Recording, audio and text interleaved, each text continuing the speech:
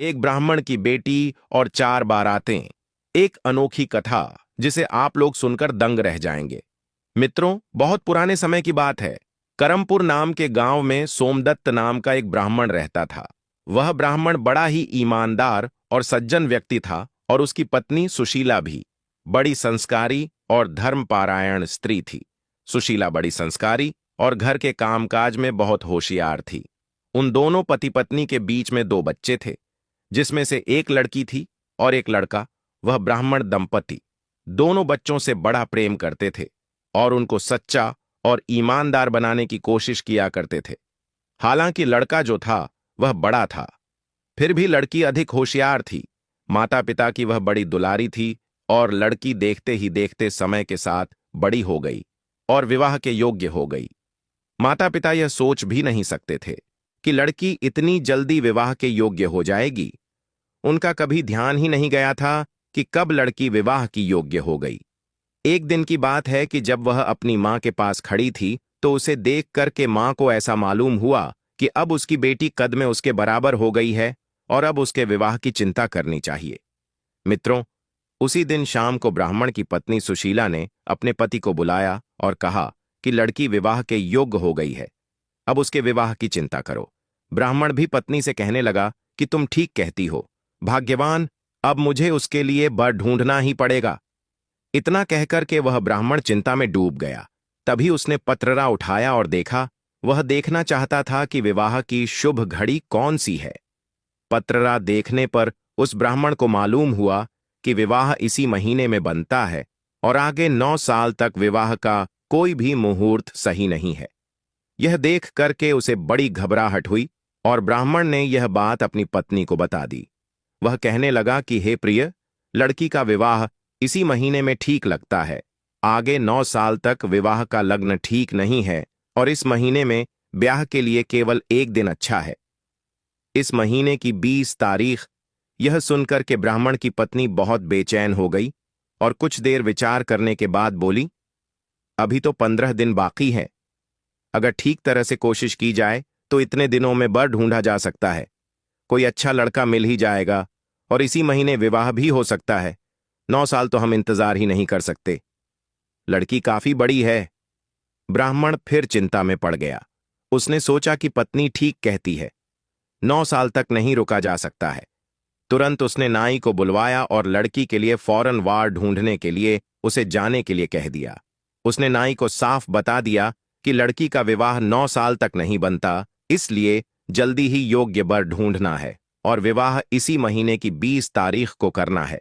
नाई ने कहा कि जो हुक्म सरकार। इतना कहकर के नाई वहां से चला गया और उस ब्राह्मण की बेटी के लिए वर की तलाश में निकल पड़ा। नाई चलते चलते एक गांव में पहुंचा। वहां उसे एक अच्छा पढ़ा लिखा और योग्य ब्राह्मण नौजवान मिल गया।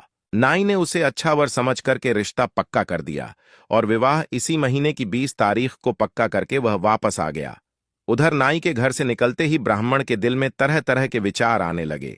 वह सोचने लगा कि आखिर नाई ही तो है, मालूम नहीं मेरी सीधी साधी लड़की के लिए कैसा बर ढूंढ कर लाएगा।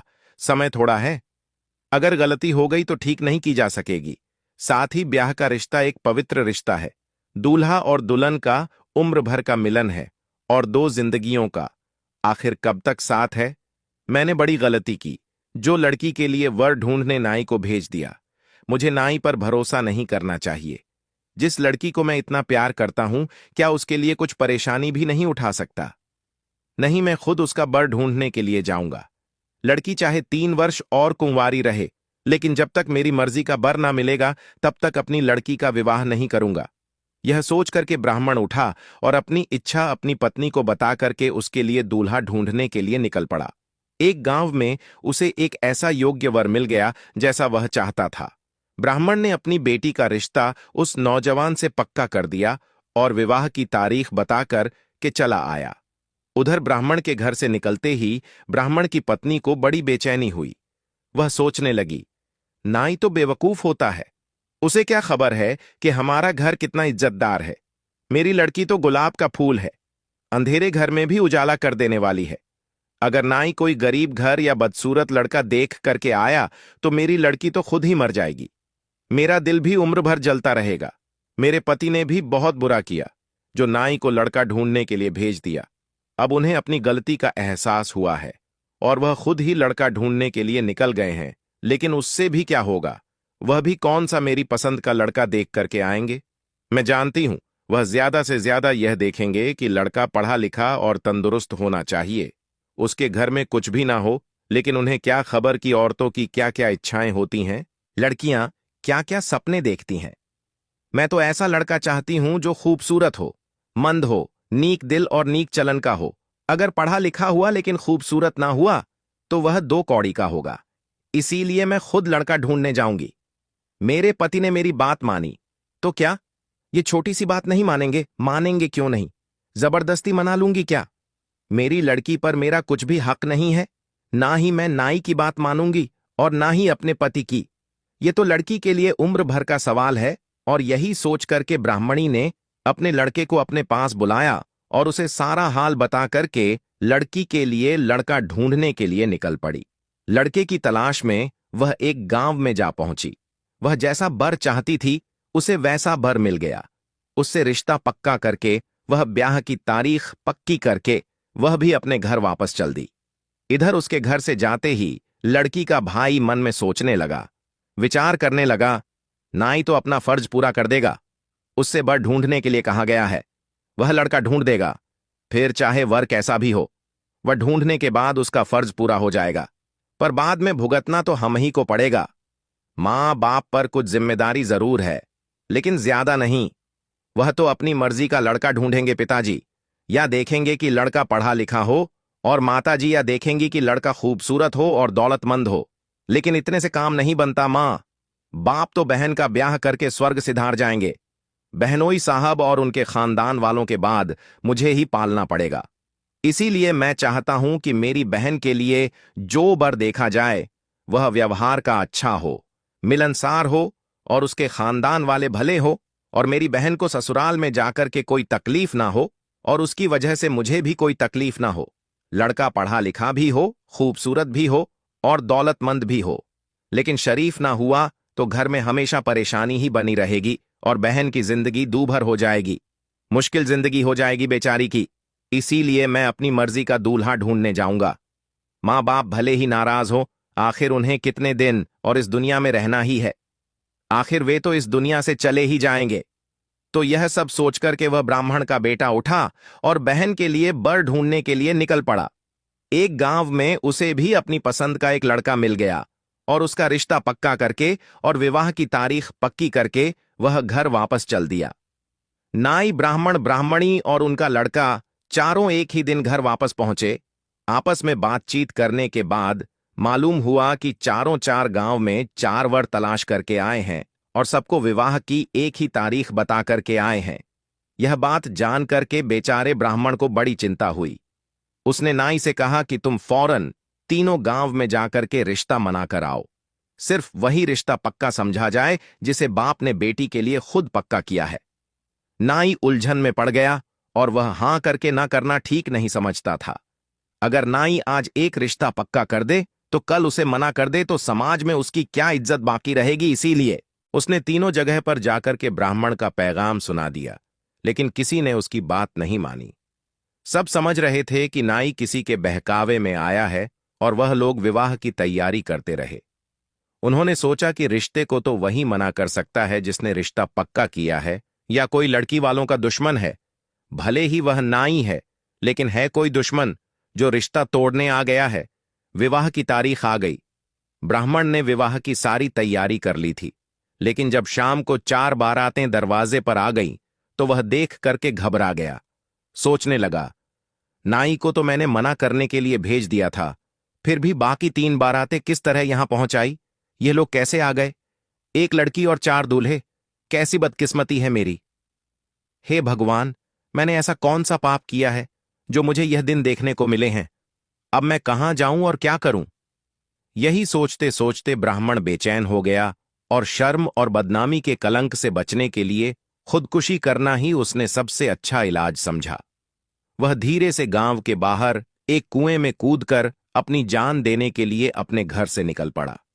जब वह कुएं पर पहुंचा तो अचानक एक सन्यासी उधर से आ रहे थे। सन्यासी ने उससे पूछा कि तू इस सुनसान जंगल में इस कुएं पर अकेला बैठा क्या कर रहा है। ब्राह्मण ने सन्यासी को सारा हाल कह सुनाया कि कैसे उसके साथ कौन सी घटना घटी है और किस कारण से वह यह कर्म करना चाहता है।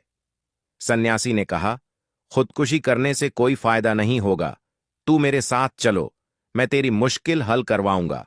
फिर ब्राह्मण सन्यासी के साथ चल दिया तो रास्ते में एक कुतिया मिली जिससे अभी अभी 3 पिल्ले पैदा हुए थे। सन्यासी ने एक पिल्ले की तरफ इशारा करते हुए ब्राह्मण से कहा कि इसे अपने साथ उठा लो। ब्राह्मण ने उस पिल्ले को उठा करके अपने झोले में डाल लिया और आगे चल करके दोनों ने देखा कि एक सूअर ने अभी अभी बच्चे दिए, उसमें से एक बच्ची है। सन्यासी ने इशारा किया कि इसे भी उठा लो। ब्राह्मण ने उसे भी उठा करके झोली में डाल लिया। जब आगे और चले तो उन्हें गधे की बच्ची मिली। सन्यासी के इशारा करने पर ब्राह्मण ने उसे भी उठा करके अपनी झोली में डाल लिया। अब सन्यासी और ब्राह्मण घर पहुंचे। सन्यासी ने कहा कि इन तीनों बच्चों को एक कोठरी में बंद कर दो और अपने लड़की को भी उसी में बंद कर दो। जब तक मैं ना कहूं, कोठरी को मत खोलना। ब्राह्मण ने वैसा ही किया जैसा सन्यासी ने कहा था कि अब तुम इन चारों को एक कोठरी में बंद कर दो। उसके बाद सन्यासी ने कहा कि चारों वर को एक एक करके बुलाओ। ब्राह्मण ने पहले एक नौजवान को बुलाया। सन्यासी के आदेश से कोठरी का दरवाजा खोला गया, लेकिन यह सब देख करके हैरान रह गए कि अंदर एक ही रंग और एक ही रूप की 4 लड़कियां बैठी हुई थीं। उसमें से एक लड़की को बाहर निकाला गया और उसका विवाह उस आए हुए नौजवान से कर दिया गया। इसी तरह से बारी बारी तीनों लड़कियों का ब्याह भी तीनों नौजवानों के साथ कर दिया गया। ब्राह्मण ने चारों बारातियों की अच्छी से खातिरदारी की और सुबह होते ही चारों को विदा कर दिया। चारों नौजवान खुश थे। चारों के चेहरे पर जीत की खुशी झलक रही थी। उसमें से हर एक समझ रहा था कि ब्राह्मण ने अपनी लड़की का विवाह मेरे साथ किया है और बाकी तीनों बर खाली हाथ जा रहे हैं। उन्हें अच्छी तरह से मालूम था कि लड़की एक ही है, ब्राह्मण की एक ही बेटी है और बाकी बारातें गलती से आ गई हैं। चारों लड़कियों को ससुराल गए। काफी समय बीत चुका था। एक दिन ब्राह्मण के मन में आया कि जाकर के देखूं तो सही कि चारों लड़कियों के ससुराल में वे किस तरह से रहती हैं और उनका क्या हालचाल है। पहले वह उस लड़की के पास गया जो कुतिया की बच्ची थी। समाधिन ने उसकी अच्छी तरह से बड़ी आव भगत की खातिरदारी की और कहा, हम आपके बहुत एहसानमंद हैं कि आपने बाकी 3 बारातियों की परवाह ना करके मेरे लड़के के साथ अपनी बेटी का विवाह कर दिया। इसमें मैं अपनी बड़ी इज्जत महसूस करती हूं। आपकी लड़की बहुत लायक है, घर का सब कामकाज भी कर लेती है, पर कुछ ऐब भी है। उसमें घर में सब चीज मौजूद होते हुए भी पड़ोसियों से मांगे बगैर नहीं रहती। सुबह होते ही जब तक 10 घर नहीं घूम लेती तब तक उसे चैन नहीं पड़ता। हमने उससे बहुत कहा है कि तू घर घर फिरना छोड़ दे, लेकिन उसकी आदत नहीं जाती। और तब ब्राह्मण ने ठंडी सांस लेते हुए अपने मन में कहने लगा कि ये तो है कुतिया की ही औलाद। इसके बाद वह अपनी उस लड़की के पास गया जो सुअर की बच्ची थी। उसकी भी सास ने उस ब्राह्मण की बढ़िया अवभगत की बड़ी खातिरदारी की और कहा कि श्रीमान जी, बाकी 3 बारातियों की परवाह ना करके आपने हमें अपनी लड़की दी है, इसके लिए हम आपके बहुत शुक्रगुजार हैं। आपकी लड़की बहुत लायक है, लेकिन उसमें एक दोष है, वह बहुत गंदी रहती है। अच्छे से अच्छे कपड़ों को 2 ही दिन में खराब कर लेती है। खाने का ढंग भी उसे पता नहीं है। चांदी के थाल में अलग अलग परोसे हुए खानों को एक ही जगह मिला करके चटक जाती है। जब जी चाहे खाने बैठ जाती है। कोई समय नहीं है। घर में कोई चीज रखी देखती है तो उसे उठा करके खाने लगती है। सड़क पर यदि कोई ठेले वाला आता है, आवाज लगाता है तो उसे बुला करके खाती है और उससे चाट बनवा करके धोने को चैटती रहती है, खाती है। कहने का मतलब यह है कि वह बहुत गंदी रहती है। ब्राह्मण ने अपने मन में कहा कि आखिर है तो सूअर की ही औलाद। उसके बाद वह अपनी उस लड़की के पास गया जो गधे की बच्ची थी। यहां भी समधीन ने उसकी बड़ी तारीफ की, बड़ी खातिरदारी की और बाकी 2 समधिनियों जैसे की थी। उस समधीन ने भी उस ब्राह्मण की बड़ी तारीफ की और कहा कि आपकी लड़की बड़ी सीधी साधी और बड़ी भोली भाली है। बेचारी दिन भर काम में लगी रहती है, चाहे किसी काम में लगा दो, कभी इनकार नहीं करती, मगर यह बात जरूर है कि काम बहुत धीरे धीरे करती है। कितना ही जल्दी का काम हो, 1 घंटे का काम करने में 4 घंटे लगा देती है। अगर जल्दी करने के लिए कहो तो उस काम को वह खराब कर देती है। कभी कभी काम करते समय पड़ोसियों से बातें करने लगती है और काम करना भूल जाती है, और सुस्त इतनी है कि खाना पकाते पकाते सो जाती है। डांट फटकार भी उस पर कोई असर ही नहीं पड़ता।